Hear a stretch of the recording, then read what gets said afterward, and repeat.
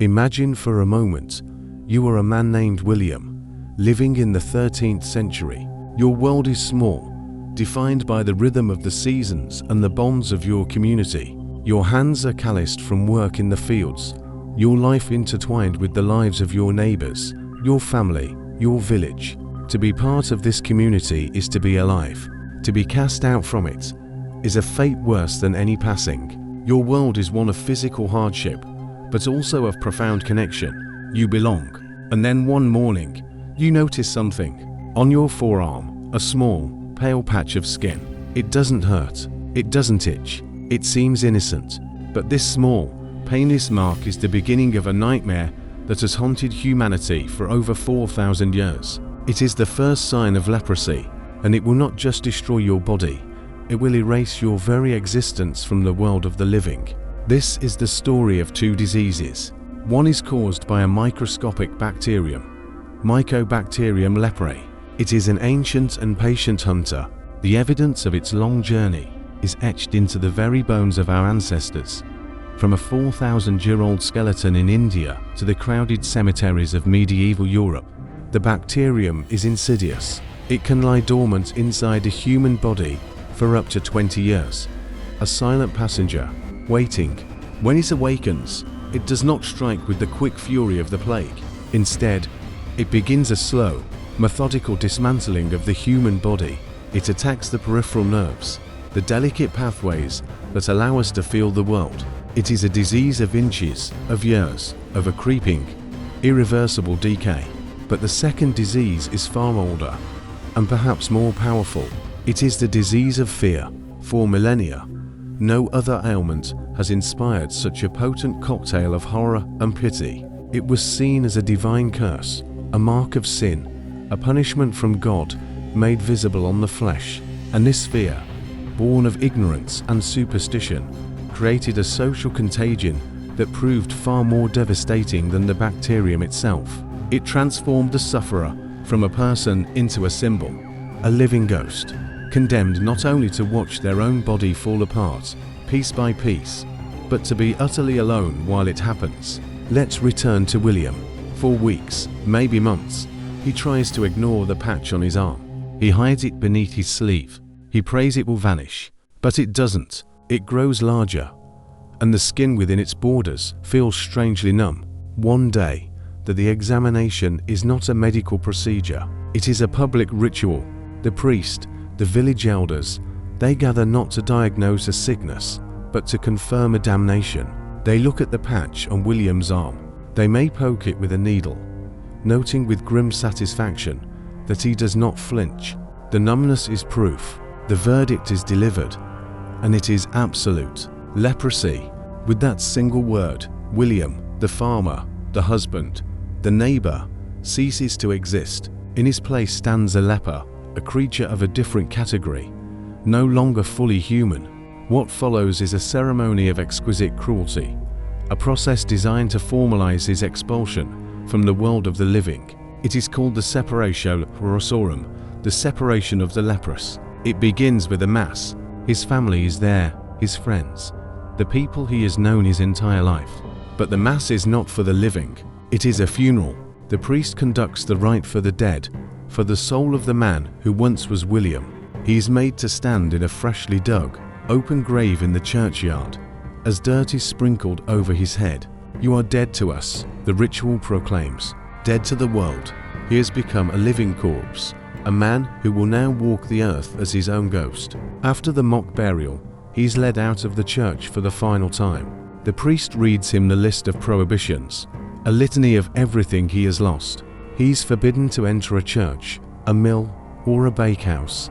He must not eat with any but his own kind.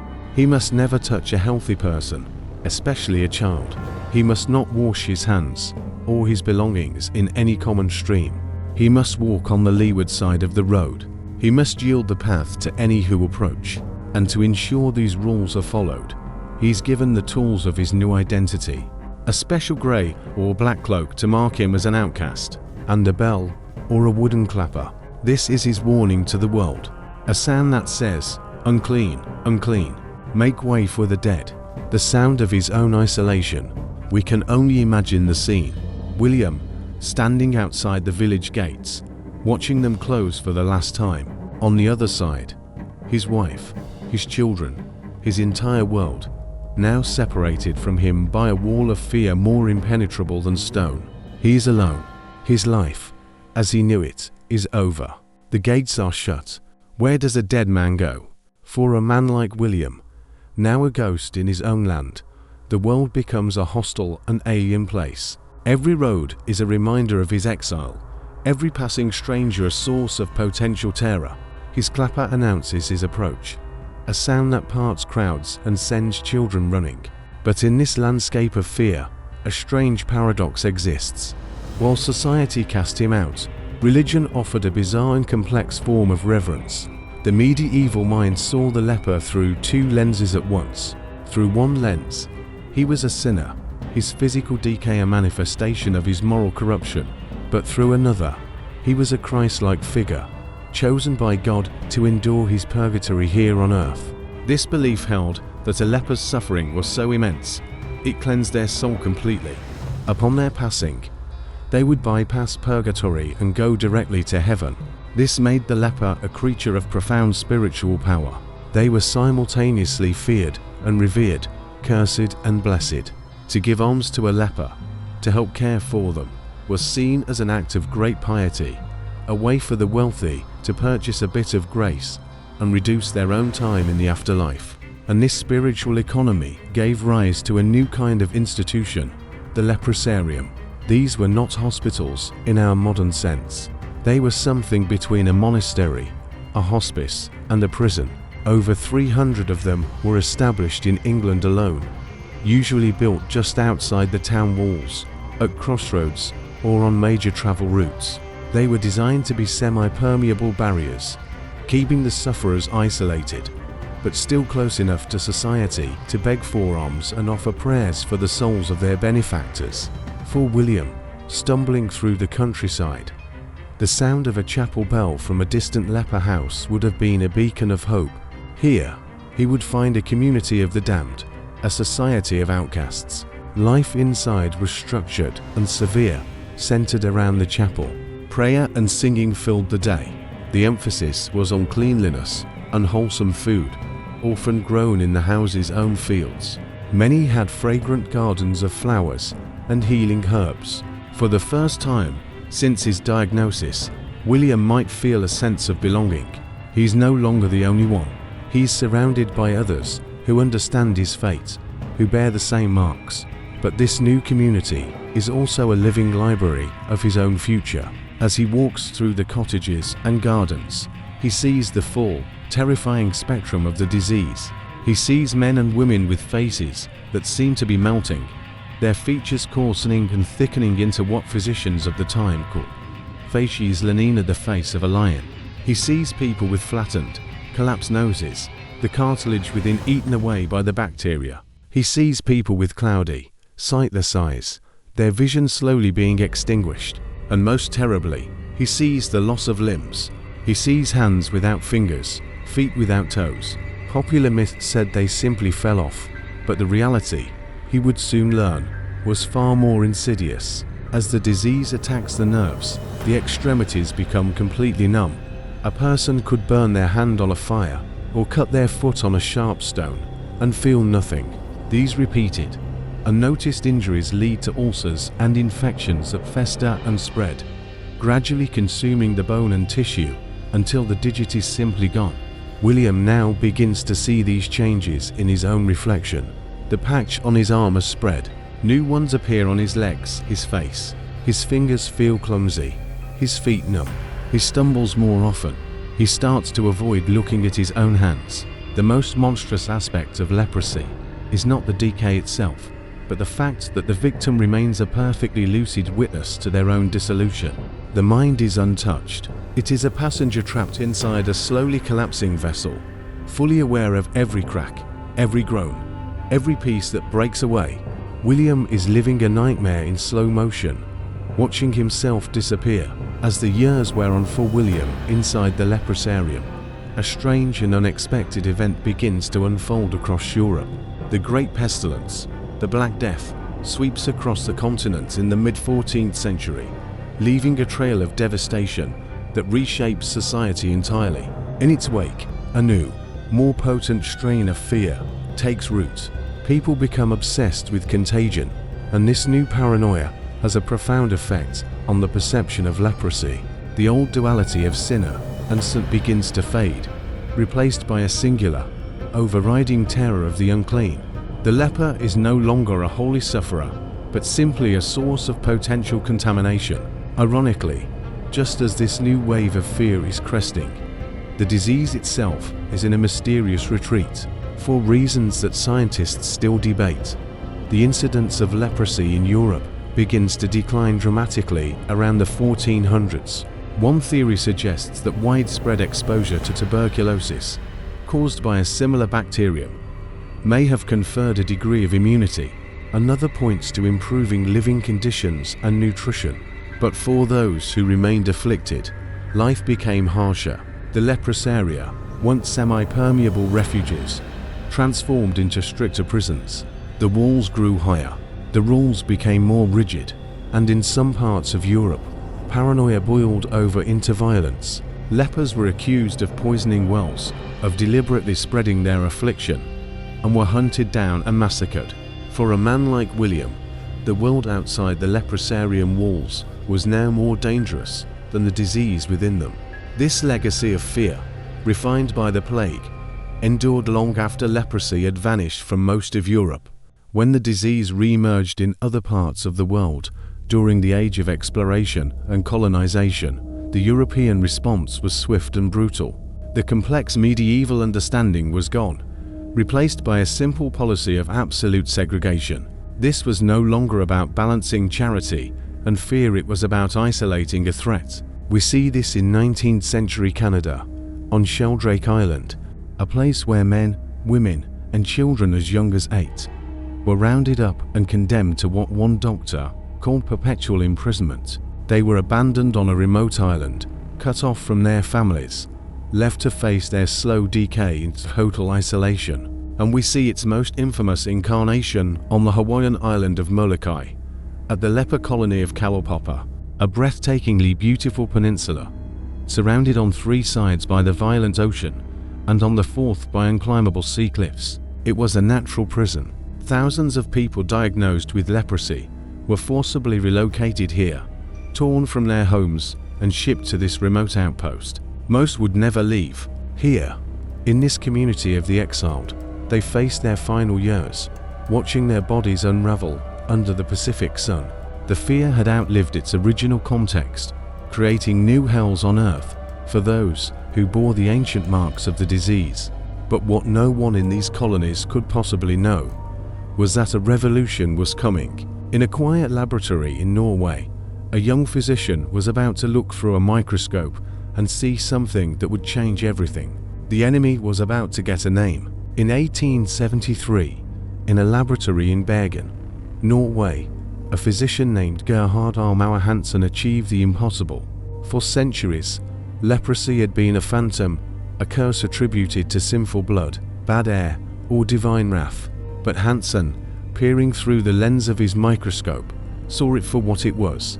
He identified the tiny, rod-shaped bacterium, Mycobacterium leprae, and in doing so, he became the first person in history to prove that a specific microorganism caused a chronic disease in humans. This was more than a medical breakthrough, it was an act of liberation. With this discovery, leprosy was dragged from the realm of mythology into the world of science. It was no longer a moral failing, it was simply a sickness, an enemy that now had a name, and could, for the first time, be fought. This discovery triggered a new chapter in the story of leprosy. The age of superstition began to give way to an age of medicine. The final, decisive victory came in the 1940s with the development of sulfone drugs. At the National Leprosarium in Carville, Louisiana, a place that had long been a symbol of isolation, patients were treated with a new drug called Promin. The results were miraculous. The disease that had been an incurable, 4,000-year-old nightmare could now be stopped. And since 1981, the World Health Organization has provided multi-drug therapy completely free of charge across the globe. A simple course of antibiotics, lasting 6 to 12 months, can now fully cure the disease, preventing the nerve damage, the disfigurement, and the slow decay that had terrified humanity for millennia. The physical battle against leprosy had, for all intents and purposes, been won. But as science dismantled the disease, it also revealed the profound, cruel irony at the heart of its history. Modern genetic research has uncovered a stunning fact. Approximately 95% of all human beings are naturally immune to leprosy. Our immune systems can fight off the bacterium with ease. For over 4,000 years, societies had built walls, performed funeral rites for the living, and inflicted unimaginable cruelty upon the sufferers, all out of a fear of a disease that the vast majority of people could never even contract. The entire edifice of terror was built on a biological misunderstanding. The suffering, the isolation, the stigma, it was almost entirely unnecessary. This scientific revelation forces us to look back at history with a new, more tragic perspective. The fear that drove people to cast out their neighbors was a phantom. The social death inflicted upon millions was based on a lie. But the legacy of that fear proved far more war-resistant to treatment than the bacterium itself. The word leper became so deeply embedded in our language as a metaphor for an outcast that it continued to shape social responses to other diseases. During the AIDS crisis of the 1980s, the same patterns of fear, moral judgment, and calls for quarantine that defined the medieval response to leprosy re-emerged with chilling familiarity. The ancient stigma had found a new host. This is why, even today, there is a global push to rename the disease itself. The World Health Organization and other advocacy groups recommend using the term Hansen's disease in honor of its discoverer. It is an attempt to surgically remove the condition from the layers of historical trauma and prejudice associated with the word leprosy. It is a recognition that the name itself carries a sickness, and yet, despite a cure, despite the scientific truth, the battle is not over. Each year, approximately 200,000 new cases of Hansen's disease are diagnosed worldwide. In many communities, the ancient fear still holds sway, preventing people from seeking the free and simple cure that is readily available. The real enemy today is not Mycobacterium leprae. It is the ghost of our own past. The story of leprosy is a mirror, reflecting humanity's deepest anxieties and its greatest capacities. It reveals our tendency to transform the unknown into the monstrous, to equate physical difference with moral failing, but it also reveals our capacity for compassion, for structured care, and for the relentless pursuit of knowledge that can, eventually, dispel the darkest of shadows. The medieval leprosaria, for all their flaws, were a testament to a society grappling with its conscience, attempting to balance fear with a sense of Christian duty. The work of physicians like Hansen, and the countless healthcare workers who followed, represents the triumph of reason and empathy over superstition. Today, the battle against Hansen's disease has shifted from the laboratory to the village, from the hospital to the human heart. The challenge is no longer medical, it is educational. It is a fight to undo for millennia of misinformation, to convince people that the strange patch on their skin is not a divine curse, but a treatable condition. Organizations like the Leprosy Mission are working to break down the myths, to teach people to recognize the early symptoms, and to erase the stigma that allows this ancient disease to persist. Their goal is ambitious but achievable: to end the transmission of this 4,000-year-old affliction by 2035. The figure of the medieval leper, shuffling through history with bell and clapper, remains a powerful symbol. It is a symbol of the ultimate outcast, the person deemed so different, so other, that they must be expelled from society. But their story is also a profound lesson. It teaches us that the greatest suffering inflicted by any disease often comes not from the pathogen itself, but from our response to it. The fear, the isolation, the cruelty, these were all choices. The real tragedy of leprosy, that so much of the pain was a human invention. As we move forward, armed with scientific knowledge and effective treatments, The story of leprosy serves as a vital cautionary tale. It reminds us of the danger of allowing fear to dictate public policy, and of the moral imperative to separate a person from their illness.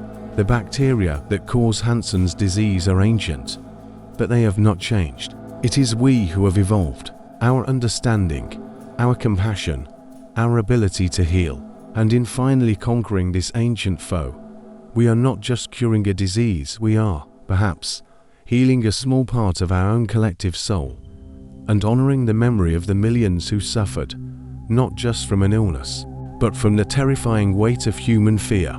The story of leprosy, from its ancient origins to its modern-day persistence, is a profound testament to the human condition. It is a 4,000-year journey that has shaped our language, our laws, and our deepest fears about disease and social exclusion. Today, while the medical battle has been largely won, the social war against stigma continues. By supporting organizations that work to educate communities and treat the remaining cases, we can help write the final chapter of this long and tragic story. To learn more about how you can be part of the effort to eliminate Hansen's disease forever, please explore the links in the description below. Thank you for joining us on this journey into one of history's darkest chapters.